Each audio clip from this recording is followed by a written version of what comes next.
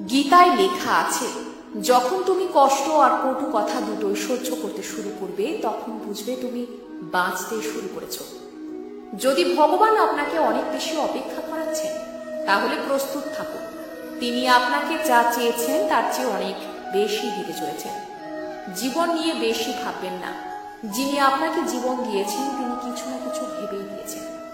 শ্রীকৃষ্ণ বলেছেন, কাউকে দুঃখ দিয়ে আমার কাছে সুখ কামনা করো না, আর কাউকে যদি ক্ষণিকের জন্য সুখ দাও তবে তোমার দুঃখ নিয়ে চিন্তা করো না। মৃত ব্যক্তিকে কাঁধ দেওয়াকে মানুষ যেমন পুণ্য বলে মনে করে, তেমনি জীবিত মানুষের পাশে থাকাকেও পুণ্য বলে ভাবতে শুরু করলে জীবন সহজ হয়ে যাবে।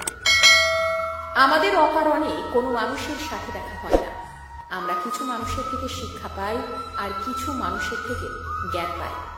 কে কি করছে, কিভাবে করছে এবং কেন করছে তা থেকে যতই দূরে থাকবেন ততই সুখী থাকবেন। আপনি হাসতে থাকলে পৃথিবী আপনার সাথে থাকবে, নইলে চোখের জল তো চোখেই ঠাঁই পায় না।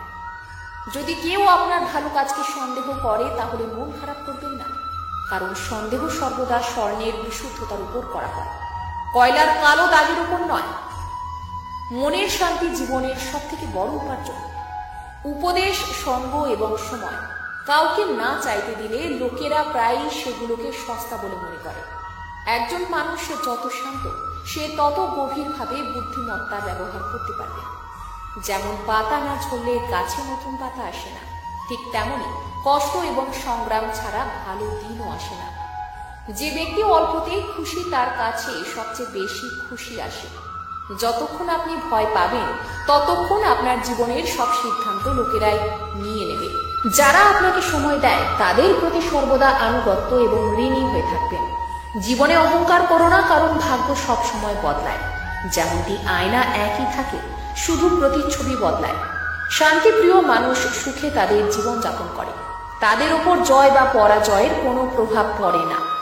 শ্রীকৃষ্ণ বলেন, নরকের ভয় ছেড়ে দিন। কে জানে কোনটা পাপ কোনটা পুণ্য। শুধু দেখুন নিজের স্বার্থ পূরণের জন্য যেন আপনার দ্বারা কেউ দুঃখ না পায়। বাকি সব প্রকৃতির ওপর ছেড়ে দিন। অর্থ বড় না যোগ্যতা বড়, খারাপ সময়ে যে পাশে থাকে সেই সব থেকে বড়।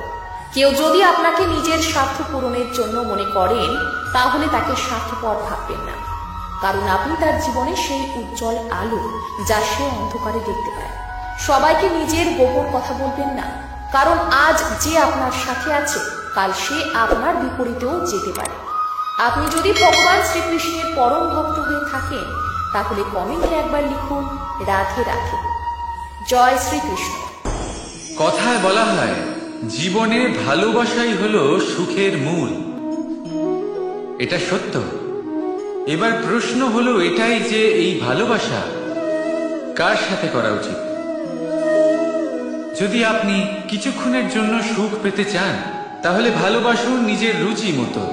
যদি আপনি কিছুদিনের জন্য সুখ পেতে চান ভালোবাসুন নিজের বন্ধুদের। যদি আপনি কয়েক মাসের জন্য, কয়েক বছর বা অনেক বছরের জন্য সুখী হতে চান তাহলে ভালোবাসুন নিজের পরিবারকে, মাতা পিতা, নিজের সন্তান, স্বামী স্ত্রী, নিজের আত্মীয়দের। কিন্তু যদি আপনি চিরকালের জন্য সুখী হতে চান তাহলে ভালোবাসতে হবে শুধু নিজের কর্মগুলিকে। কারণ সম্পর্ক যেমনই হোক না কেন কখনো না কখনো ভেঙে যাবে। এই সংসার হলো এমনই যে যাদের সঙ্গ আমরা পাই তাদের সঙ্গ একদিন ত্যাগ করতে হয়। শুধু কর্মই হলো এমন এক সঙ্গ যা কখনো আপনাকে ত্যাগ করবে না। আপনার মৃত্যুর পরেও এই কর্ম আপনাকে বাঁচিয়ে রাখবে। তাই সবসময় মনে রাখবেন, এই কর্ম ধর্ম মনে করে পালন করা উচিত। জীবনের শেষ মুহূর্ত পর্যন্ত কর্মকে ভালোবাসুন। জীবনের শেষ মুহূর্ত পর্যন্ত সুখে থাকবেন। আর আমি তো সবসময় বলি, শুধু কর্ম করতে থাকো, ফলের চিন্তা করো না। তাহলে আসুন আর আমার সাথে ভালোবেসে বলুন, রাধা রাধা। প্রত্যেক মানুষ নিজের জীবনে দুঃখ অনুভব করেন। প্রত্যেকের দুঃখ আলাদা হতে পারে। কারোর মনে এই দুঃখ থাকে যে সে তার বাবা মায়ের সব ইচ্ছে পূরণ করতে পারেননি। কেউ এটা ভেবে দুঃখ পান যে সে চিরকাল সদাচার করেছেন, সৎকর্ম করেছেন, কিন্তু তাও তাকে দুরাচারী বলে মনে করা হয়।